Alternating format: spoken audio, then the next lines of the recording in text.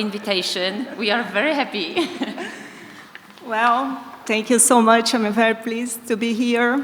Actually, it's a long journey, I'll tell you, but it's worth it. I'm really pleased to be here in this opportunity because, well, thank you for the organizer, Madalena, Katia, and all the Piotr Piotrowski Center, but especially because of the occasion of this sort of net archive situation coming to the city of Poznan, and the pleasure to meet Jaroslaw Kozłowski. And I'll talk about that because that's one of the most important encounters I had in this kind of trajectory in my museum career. And also Piotr Piotrowski, who was friends with me. We met in many situations internationally, not here in Poland, but in Ljubljana more than once, and also in São Paulo and Rio de Janeiro and New York. So I'm pleased that I have the chance to be together with both somehow.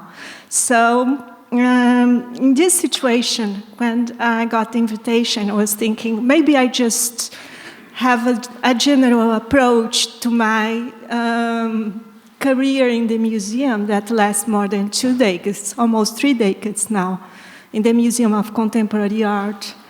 Because there I started to know, I had a chance to meet very important artists who I never heard before working in that collection.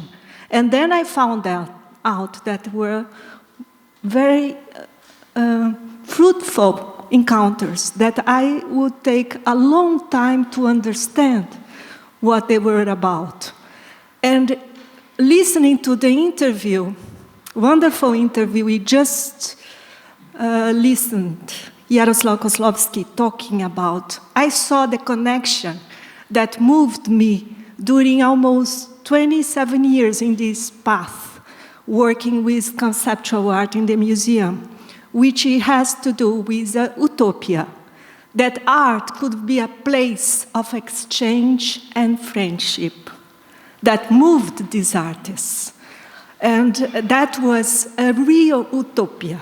And that has moved me a lot to understand how this all happened, how we could understand these issues nowadays. So maybe if I don't speak too much, I'll try to stick on my text here, of course. I'll be ready to talk. I'm willing to talk to you afterwards. So, art is just an excuse. That's how Mexican Felipe Ehrenberg, that we talked here to, defined his artistic practice and activities in the community of artists, editors, and writers, united by friendship and complicity in poetic, political, and editorial practices in the 1960s and 70s. Many communities, allied by affection and solidarity, brought together artists from all over the world, and some testimonies are preserved in archives that tell their stories. I think we have one of the most important archives in the world here in Poznan, with the net and accumulatory to Jaroslaw Kozłowski archive. When I started researching conceptualism in the 90s, under the curatorship of the Museum of Contemporary Art of the University of São Paulo, which is a public and university museum in Brazil, many of these artists in the 90s and their works were still unknown in art history and by art critics. In the 90s, and I had the chance to visit many of these archives, artists' archives, were kept documents and works in their own homes, that were mixed with domestic space, without the status of works of art. So they were outside usual archival practice. Something about 30 years have passed. And here we have two archives I have worked a lot. On the left side, Paulo Brusqui's archive in Brazil and Clemente Padin in Uruguay. Something about 30 years have passed, and the scenario in what concerns these works and artists have substantially changed, as well their position in the hegemonic art system. It's something like coming out from the marginal to the mainstream, just something like that. In 30 years, that's what I noticed. So the works that were mixed in the domestic places went for a more traditional and official way of working with it. So these are the archives at the Museum of Contemporary Art and the São Paulo Bienal archives. And this is the building where it used to be the Museum of Contemporary Art in São Paulo. The same Bienal building on the third floor. That's where originally the site of the Museum of Contemporary Art in São Paulo.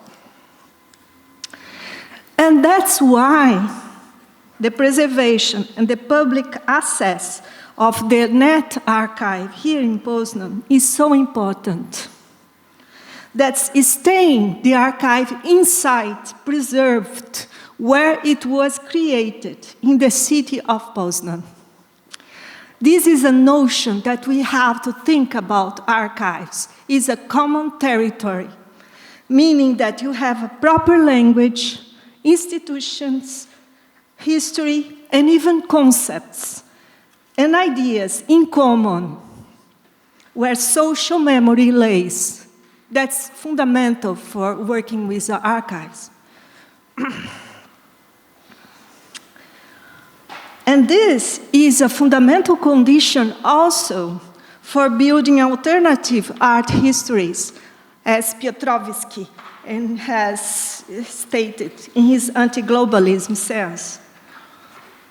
So in this scenario where these alternative, let's put like that, art histories were also transformed, and many of these archives were assimilated by metropolitan institutions.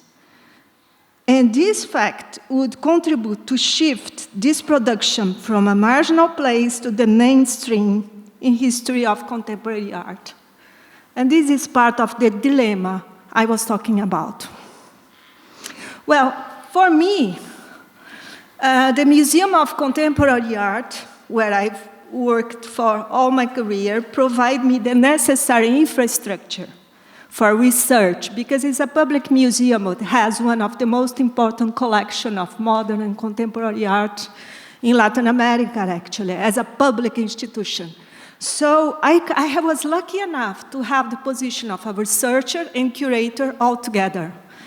And this gave me the possibility of researching the museum as a privileged site for the emergence of a contemporary art per se in Brazil.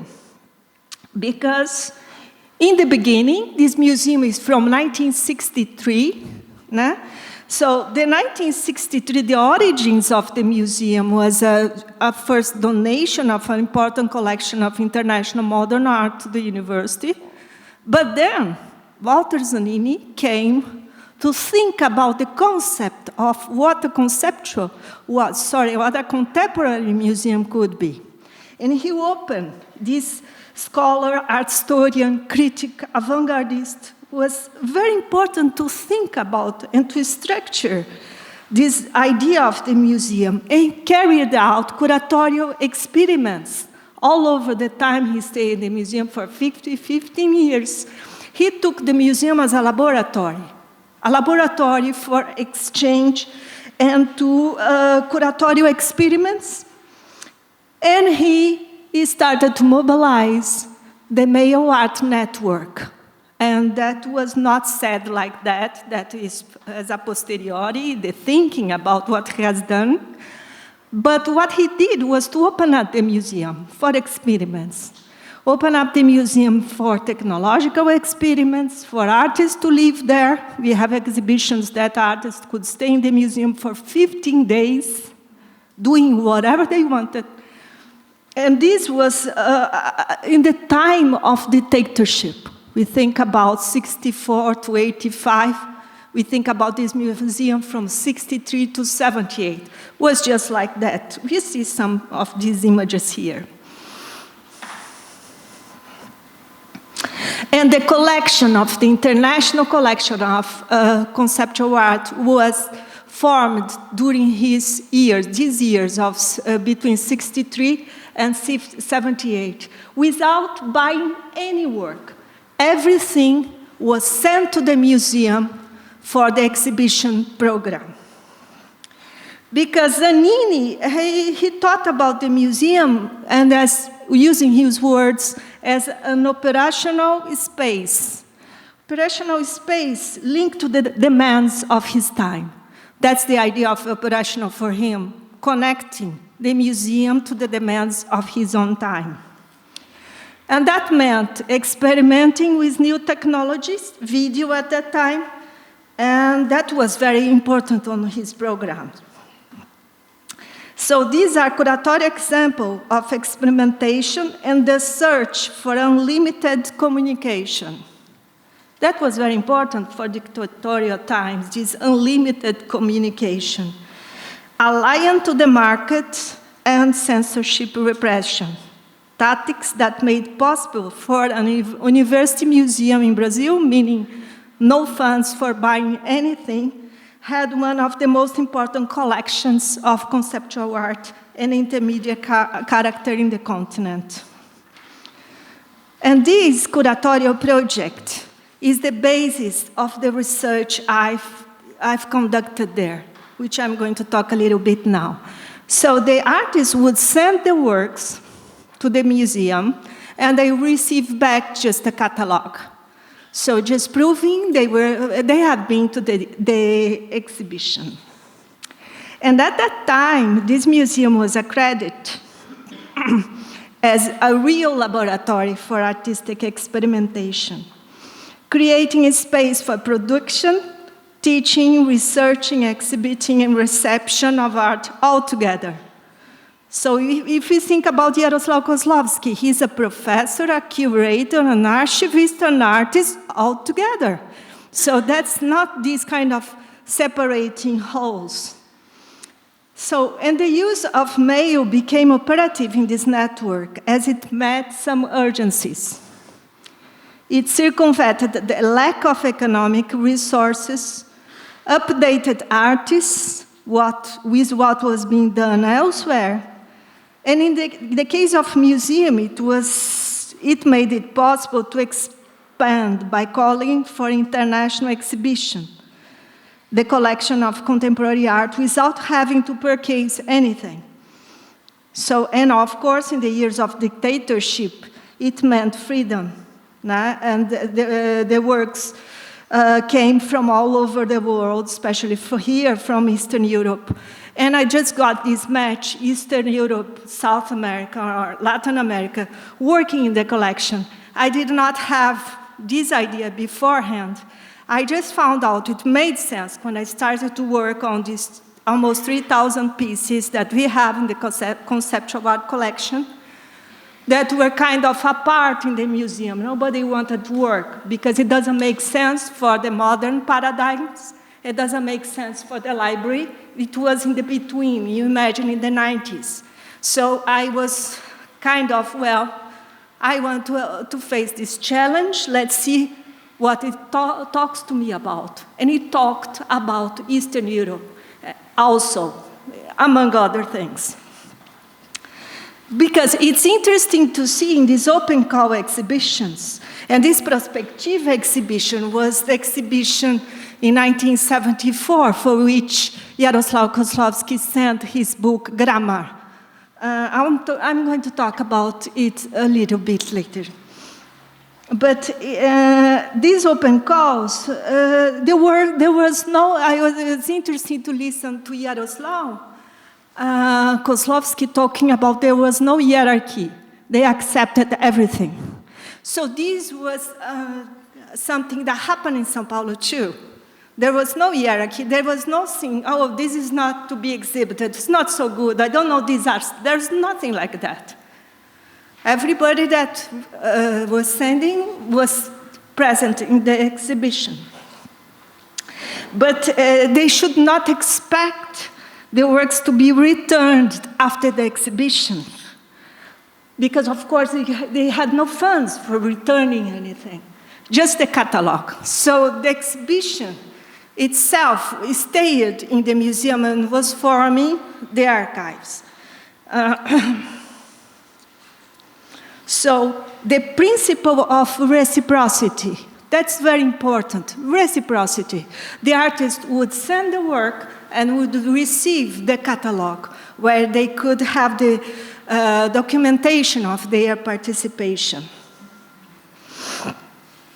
I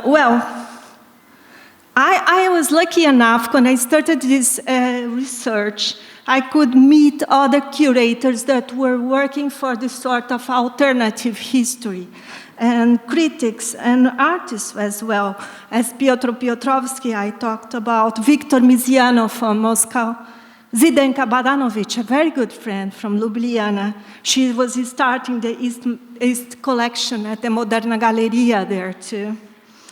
Also Jaroslaw Kozlowski, Klaus Groh, and many others.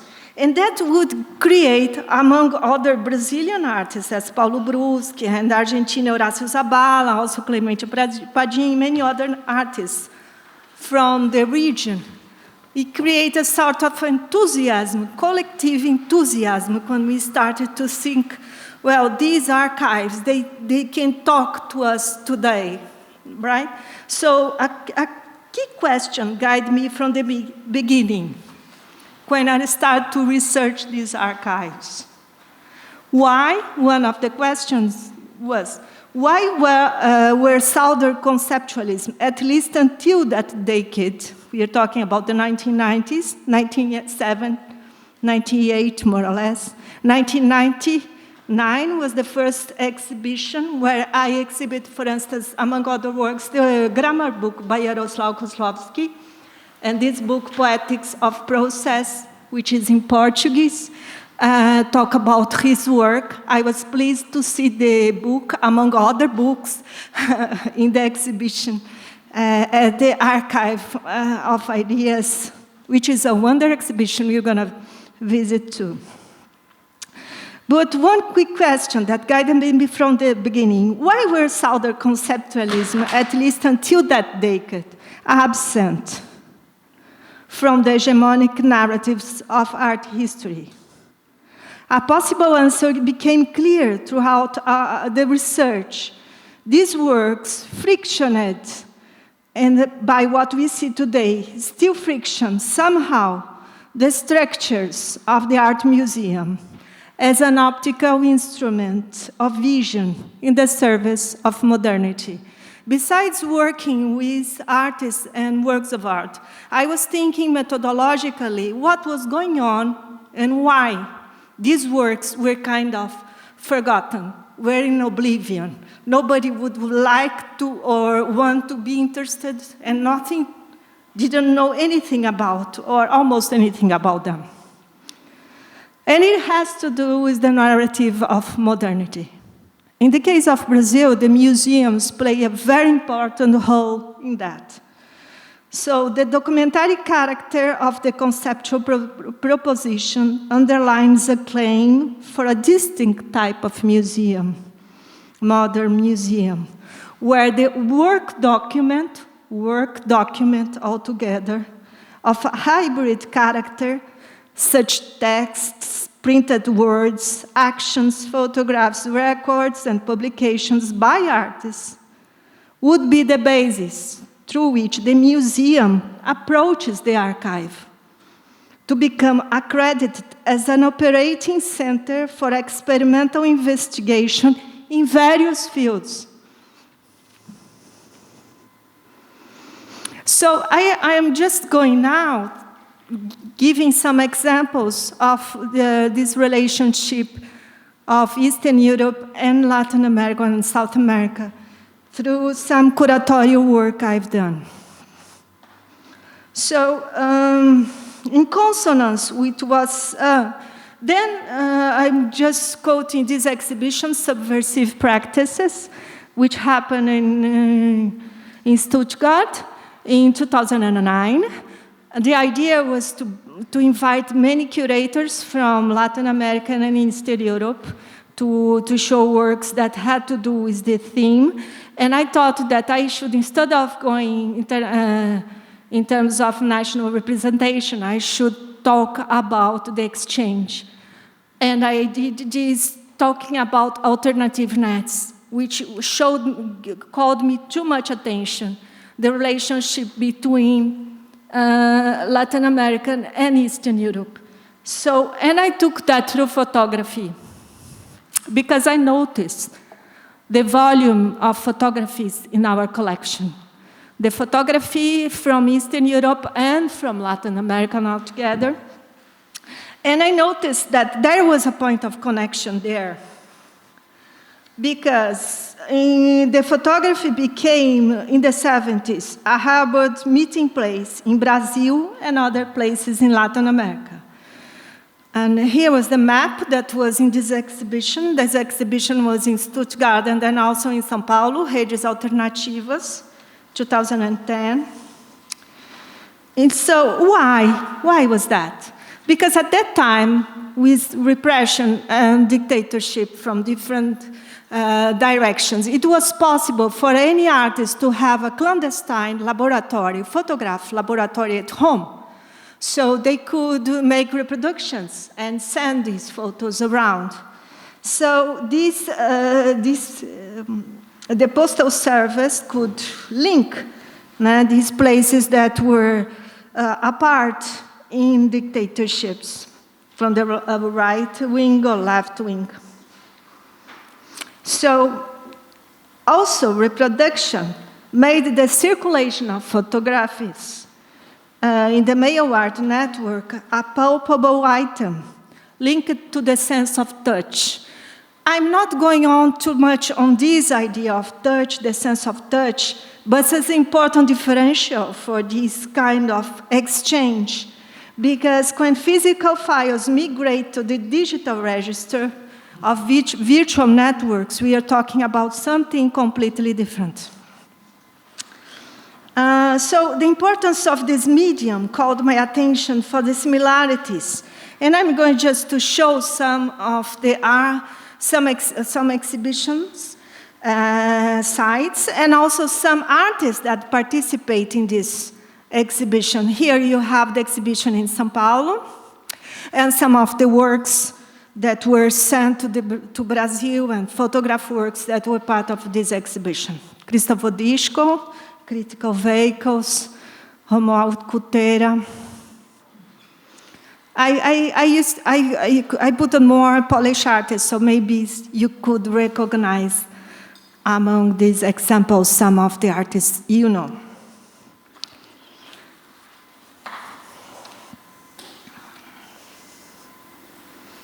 So I think interview is a basics for this sort of alternative art history. So I think we have to think about doing many, like you've done here, Katia and Magda, interviews to sediment, to create sort of parallel, but it's part of the archival work. Because when you teach, you fill the gaps in bibliography and critical texts. So I've also tried to work between curatorial and teaching, and also creating parallel archives in publications. So I'm just talking about this idea. I did just talked very quickly, but it's something I've worked on. This instrument, optical instrument of modernity that museums are. In Brazil, it's very clear when you see the modern architecture. Many museums in Brazil had the architecture of Oscar Niemeyer. But also we can think, and if you understand the history of modern art museums, how the Museum of Modern Art in New York was exemplary with a canonical narrative that was exported from the United States to Brazil and the entire Southern Hemisphere during, in the beginning of the Cold War, right? So in the end of the 40s. In this MoMA's account, art history was originally based on a linear, progressive, autonomous, unique, involving unique and authentic objects, a metaphor for a wide, clean, and luminous world. So this is what I called modern unconscious. This modern unconscious is visible in museums of modern and contemporary art buildings with the remarkable architecture, but you have it in the end, this optical unconscious present in this sort of white and clean world. So in the 70s and 60s, the precariousness and above all, the reproducibility, I'm going to show more of these images so you can have some glimpse of the museums of modern and contemporary art. One of the most important here, you have the Bienal de São Paulo building from the inside, and then Museum of Contemporary Art in Niterói. So this is just like a sculpture. It's very difficult to work inside because people cannot look at the works just to the landscape. So it's very complicated. And of course, you have the model of everything in the capital, Brasilia. Well, talking about publications, in the 60s and 70s, the precariousness and above all, the reproducibility of the media favored for many artists called into question the status of the art object and systems of distribution, circulation, and exhibition. The demand for quality, relevant to modernism, and the principle of autonomy and uniqueness of work of art did not define these artistic practices. It was necessary and urgent to review concepts, theories, practices, methodologies, based on constant dialogue with artists in a continuous and cumulative process of research in action, meaning investigation and curatorial decision-taking altogether. Because when I started this research, I had to invent the methodology. I have to think, well, these are works of art, but not in the framework as we have already in the museums, the medium, traditional medium, painting, sculptures, photography. We have to think about something else. But to think about something else, you have to think about what's the concept for this other sort of museum. The connection between museum and archive is a very important one then. So I'm coming back to that. So there were many publications circulating in the net, as was easy for artists to send these publications in the mail, as photos, as we talked about. So this artistic body, let's put it like that, is international in principle. So this is very important to think. The social and political were not barriers. They were not barriers for them, for the circulations.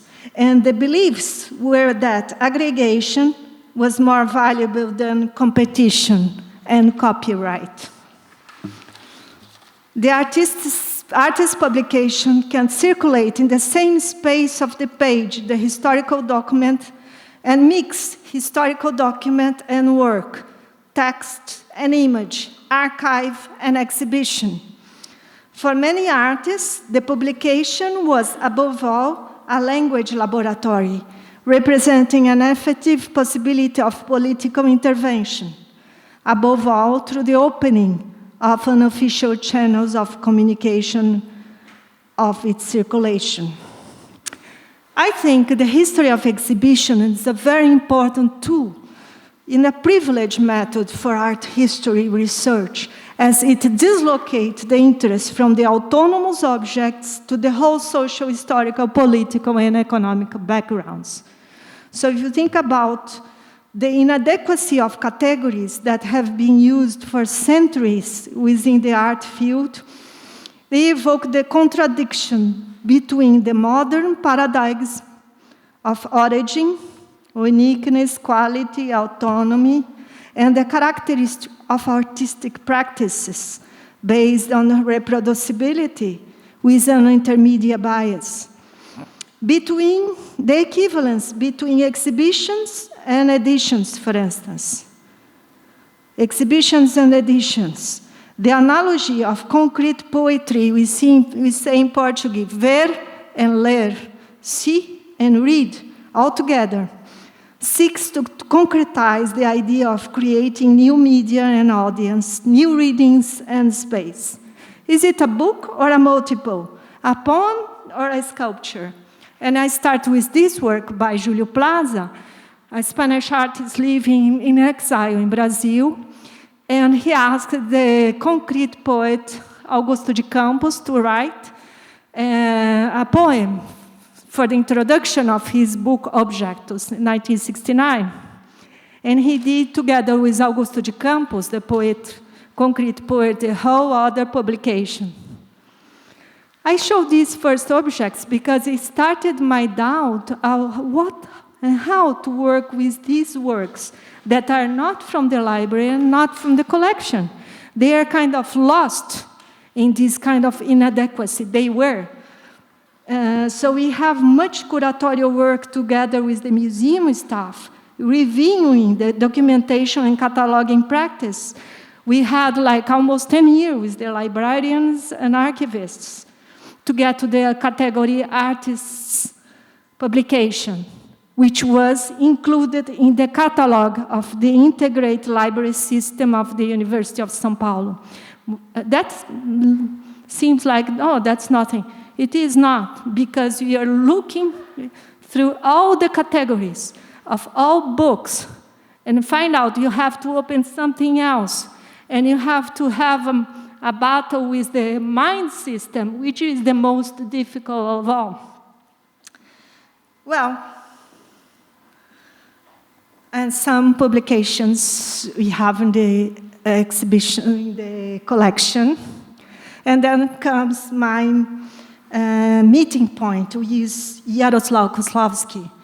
I met him for the first time through his book, Grammar, from 1973, which was sent to Brazil for the exhibition Prospectiva in 1974. And it's an interesting example of the dynamics of this sort of exchange and a testimony of the net manifesto he was just talking now. And then you see, when I met this book, I was really intrigued and tried to figure out who was this artist. And he was announcing something else. And this artistic exchange was bringing together some artists and some ideas that could open another sort of thinking in an exchange involved in another cultural dynamics. And there was a word that for me moved a lot, and he talked a lot about this in the interview, which was friendship and solidarity. So I think it has to do with that. That goes beyond the privileged circles of economic and social distinction allowed by the system of art. So I started to trace the relationships that Kozłowski had in Brazil.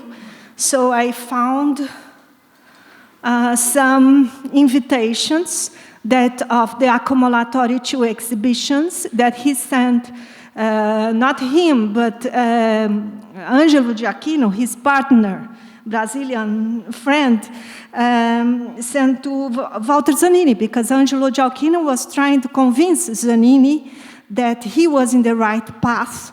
You had a net and a network, and that could open for freedom. So in the same year, Kozlowski brought for did his book Grammar, performing the verb to be. The Brazilian artist, Angelo de Aquino, was also questioning artists being an identity on the net. On a postcard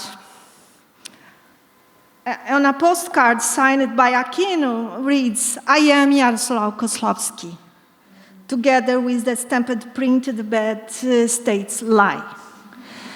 That's what he called declaration. We're going to see in the exhibition at the Ideas Archive of Ideas the installation, that project that Angelo de Aquino sent to Kozlowski, and you have this postcard on the floor. Is that correct, Kozlowski? Right. The fake news is contrary to the actual endorsing of this strategy on digital nets, is disarmed immediately. Another project entitled Artist Identity, we can visualize again the collective exercise of the verb to be. This is a work, it was a kind of frequent on the net, when one artist would send a work to be completed by the other artists in the net, as an exercise of collective process. Actually, that net, the list itself was for Aquino his work, the list of artists that was participating in his network. You see there, he put his work, the list. And if you notice in the exhibition Jaroslaw Kozlowski did, you're going to see the list of the net in the same level of the works. The list for these artists were art itself, because it was the engine that was moving this network. Please correct me if I'm wrong. So you have the lists. It's very nice to see these lists, because you see how the names repeat, how you have different names, and also how you have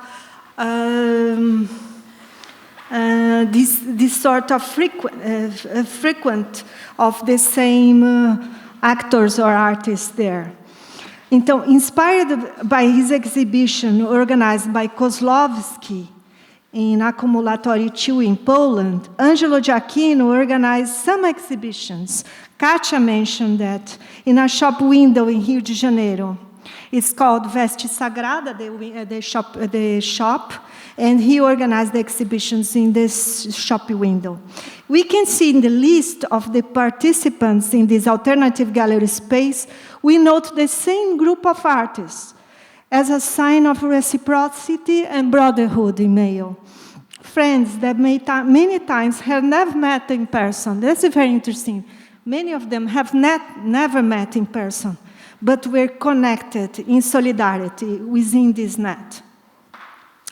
Aquino also organized the exhibition, and here you have the exhibitions that he organized at Veste Sagrada in Rio de Janeiro. You see Jaroslaw Kozlowski and Klaus Groh and some of the same artists Kozlowski was organizing here at Accumulatory 2.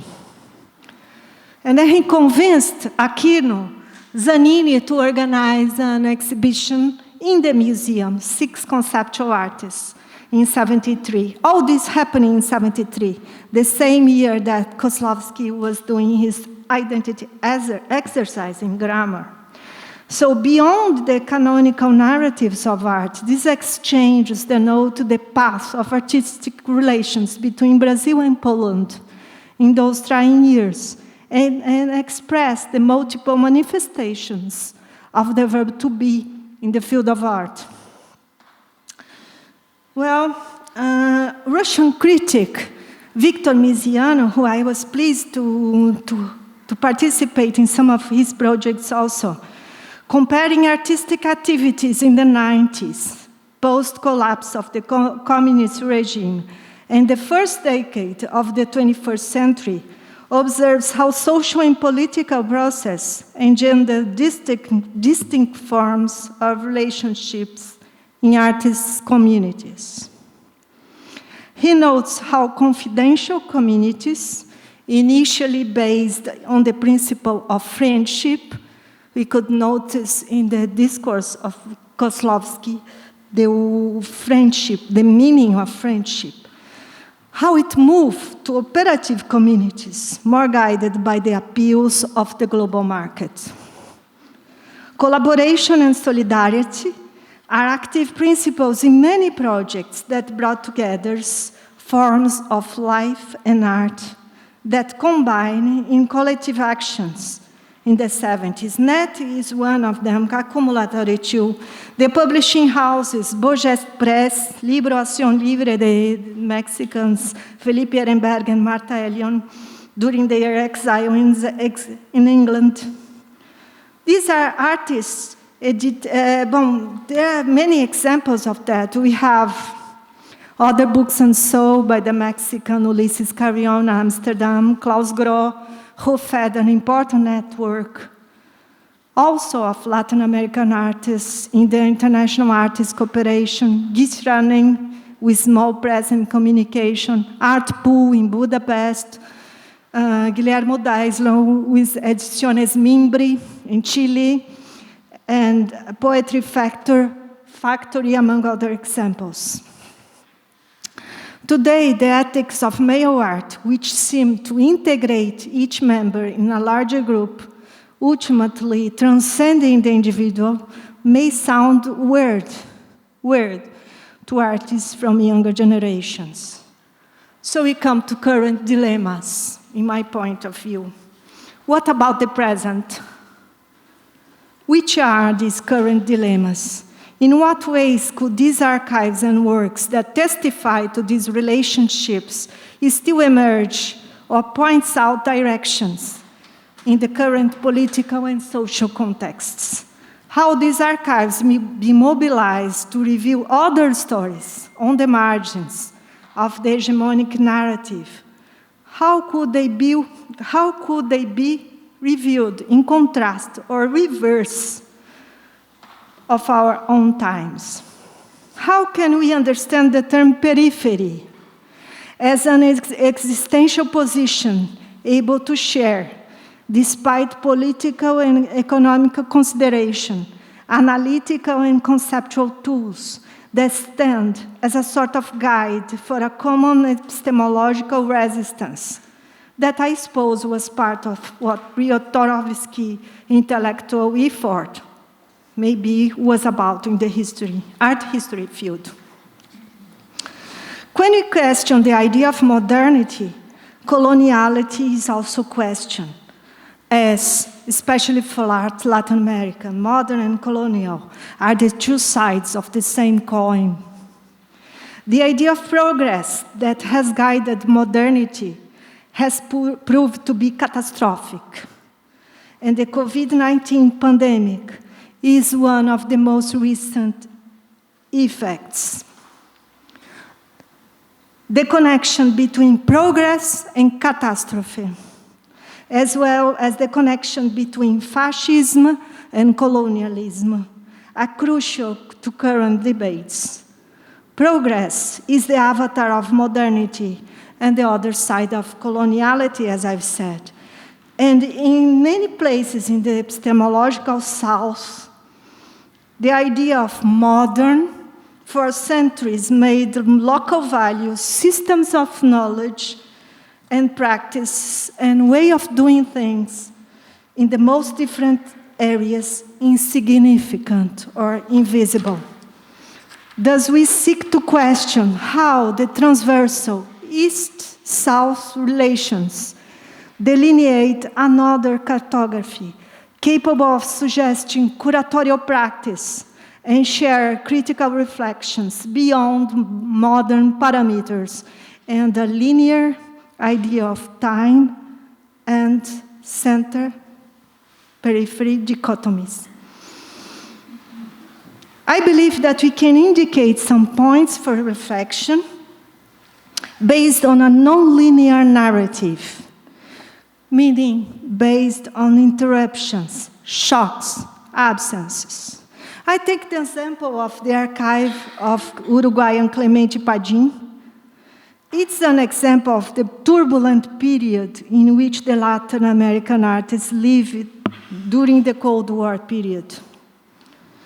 In the 70s, the release of information about atrocities committed by the military regimes moved the Mayo Art Network, causing a strong public pressure and even the review of lawsuits against artists persecuted by dictatorship. The information on the exile to which Chilean artist Guillermo Deisler was forced with Pinochet's coup d'etat, the torture and the prison of Uruguayans Jorge Caraballo and Clemente Padim, as well as disappearance of Palomo Vigo, the son of Edgardo Antônio Vigo, to name just a few, circulated in the Mayo Art Network. It's interesting to see that the archive of Clemente Padim hit the gaps, revealed the heat. It was hit twice, his archive. First, during the military coup d'etat, Padim was organizing an exhibition in Chile, and then happened the coup d'etat, and then his exhibition all was kind of lost, because it was in his way to Chile when the coup d'etat happened. And also, when he was arrested, the rest of his archive was also lost. And it was rebuilt when he asked for the artist to send back the works they have sent or he has sent to them. So it was recovered many years later. So we are talking about gaps, abruptions, catastrophes. If we think about the accumulatory two, we can find this abrupt and violent interruption as a constitutive to its history as well. There is a gap, an abruption, a catastrophe, a stop. And then these archives, I think, are not explaining simply by a linear history of accumulation, but mainly by the abrupt interruptions. It reveals itself in its absences and the disappearance of others, in the lapses occasioned by the political and social contingencies of their times. This experience of time that's not continuous, but constantly interrupted, is present in the epistemological, not geopolitical, South that brings Latin American and Eastern Europe closer together. So I think to operate between Latin American and Eastern Europe, it's necessary to suspend hegemonic accounts, consolidated in these colonial matrices of values and representations, in order to invest in another construction of latent histories through the interpretation of absences and the meanings of political and social catastrophes. So catastrophe, I think, is an epistemological issue important for us to build this alternative history. For the last years in Brazil, as in many other places, here I suppose too, public universities and critical thinking have been under attack by the advance of neoliberal capitalism and extreme right-wing governments. Nevertheless, economic precariousness, that's equal and poor, acts as a means of censorship, while the international extreme rights articulations that we have suffered in Brazil until very recently, advance with the use of social media networks that mix true and false, compressing space and time. The images of neo-fascists and extremely right-wing mobilized in the social media networks attacking the landmarks of democracy in Brazil, I suppose you have seen on TV recently, just in January. In Brasilia, in the first days of the elected democratic government elected, are a revealing shock image of our most recent catastrophic event. Social media platforms and digital networks are part of the fake news infrastructure that can threaten democracy. As a result, instead of freedom and solidarity, political violence and hate. So we must be absolutely mindful of the political constellations and threats of our time. As Walter Benjamin warned on his thesis on the concept of history, and I quote, historically articulating the past does not mean knowing as it was actually. It means appropriating reminiscence as it flashes in the moment of a danger. A critical operation with archive must articulate the contemporary archaeology carried out in situ, which meaning the city of Poznan in terms of Jaroslaw Kozłowski archive.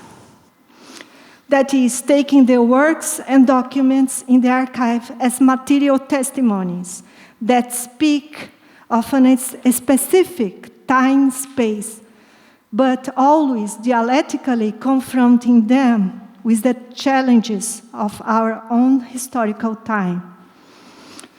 So I'm just going to the end. So these active archives established during Cold War, locally based on direct experience that have been researched cumulatively by many of you that are here, have been researching, especially also in São Paulo, face a dilemma nowadays. The solidarity of exchange based on relationships of friendship and affection, they have been more instrumentalized to modern colonial neoliberal global rationality, which reinforces the division of knowledge along abyssal lines, meaning that it's so deep as assumption that's not perceived. And I explain. Many of these works are finally seen in the metropolitan museums that quite frequently show them as new achievements. In these large metropolitan museums, for instance, the term new, unknown, not yet studied or analyzed frequently demarcates this abyssal line. It's necessary to ask, new, not yet analyzed, but for whom? Where? When? Why? The attribute new and unknown suggests, beside the colonial imaginary of discovery, the supremacy of the market, always looking for news to feed the global media network, where the work of art circulates as dispersonalized information, fast, almost instantaneous, without historical memory, ready to be consumed apart from the references that built its legitimacy and symbolic value. In the search that we have collectively undertaken since the 1990s, which provided so many solidarity meetings and friendly exchange, art was, as Felipe Ehrenberg precisely defined it, just an excuse for experiences of common and transnational creation, relations of reciprocity, involving several generations of thinkers interested the construction of this shared experience based on social memory, undermined by oppressive political regimes. Currently, I believe that the intention for a collective and shared creation is much more comprehensive, a sort of planetary call, which brings together many groups on various battlefronts, the colonial, racial, gender, and ecological, that questions the anthropocentric Western rationality and its basis in colonial, patriarchal, and racial modernity. In addition to the blows that produce and still produce the program absences, disappearance, and invisibilities, the experience includes the ancestral memories of many generations that are present in each one's history.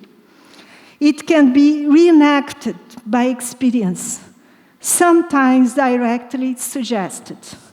In 2006,